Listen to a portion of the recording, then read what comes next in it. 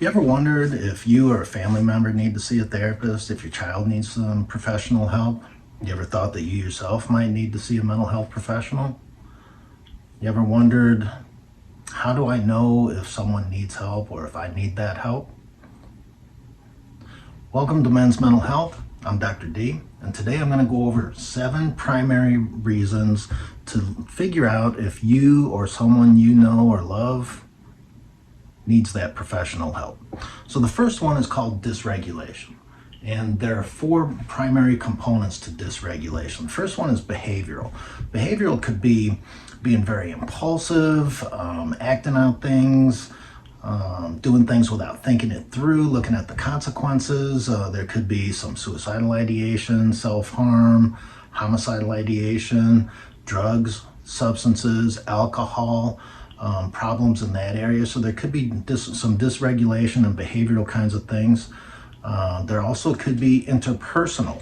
So interpersonal would be things in communication, getting along with others, getting along with your partner. Could be problems in those interpersonal, getting along with kids. So problems in those interpersonal relations, that dysregulation in there. It could be dysregulation in cognitive stuff. That's the thought processes, being stuck on things, getting overwhelmed easily, and feeling dysregulated in how our thinking is going. A common problem in there is having too much negative self-talk going on. And another one is emotional dysregulation. So a person would be overreactive or have a lot of distressing kinds of thoughts, such as anger, sadness, frustration, annoyance, irritability. So there could be dysregulation from a behavioral perspective, an interpersonal perspective, cognitive, and emotional. Number 2. So number 1 is the dysregulation. Number 2 is functional impairments. And when I'm talking about functional impairments, I'm looking at 3 different areas. 1 is functional impairments at home. So you're having problems at home. It's causing disruption at home. There might be children who need a high level of supervision because of whatever problems they have going on. It could be disruption in the family dynamics, something going on at home. So there could be some kind of functional impairment at home. Functional impairment in school or work. So there could be some kind of functional impairment going on at work where problems in your life are creating problems at home or at work and at school. So those are functional impairments. And the third area of functional impairments is in the community. And so it could be not engaging in things in the community, having problems when you go to events in the community. So those are the 3 primary areas: home, school or work, and in the community, functional impairments. So dysregulation, functional impairment. Number 3, isolation.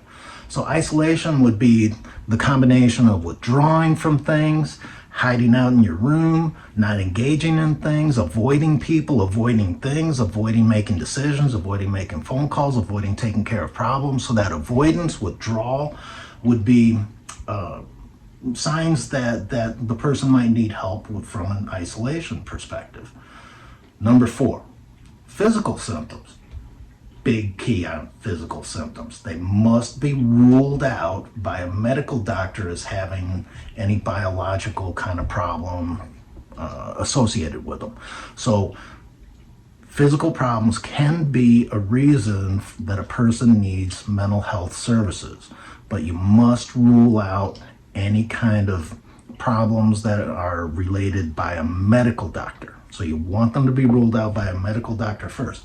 And things that I commonly run into associated with this are panic and anxiety. Those are 2 big ones that I run into, as well as depression, trauma. Those are ones that come in a lot where physical symptoms are associated with the need for mental health services.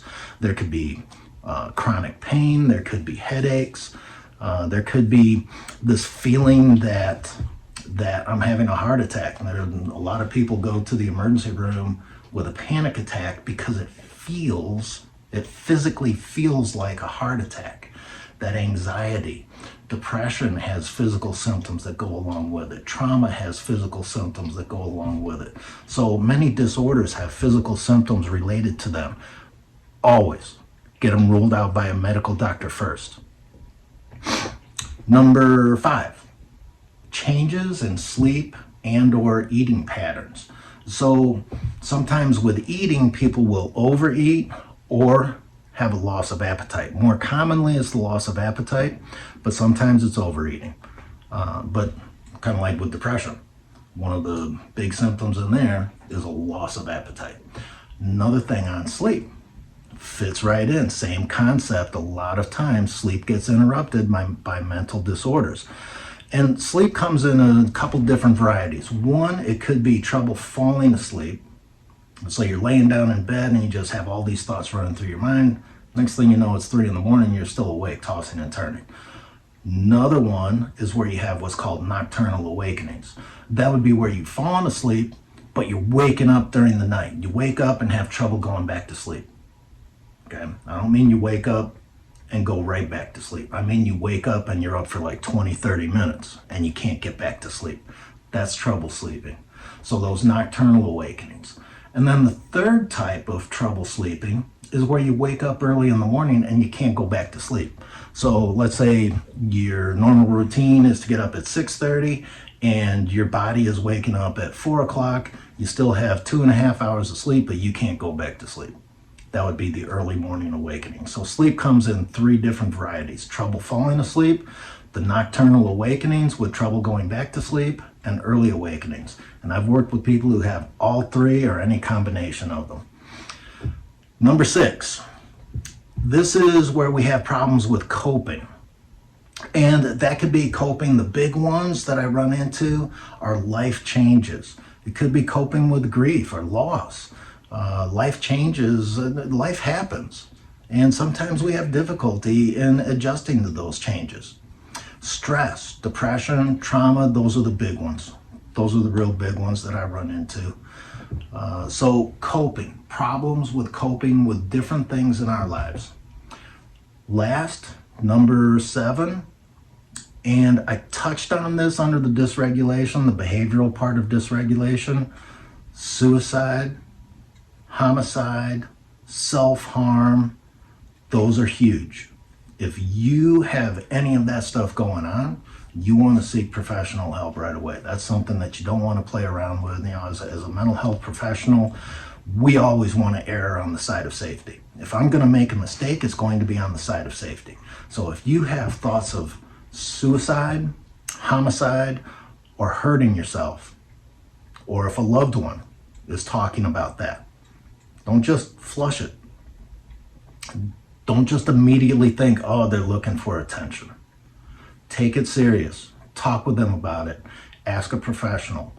Suicide, self-harm, homicidal ideations, those are things you always want to take serious with yourself and anyone in your life. So hopefully that helps you out in trying to figure out whether or not you, a friend, a loved one would benefit from mental health services.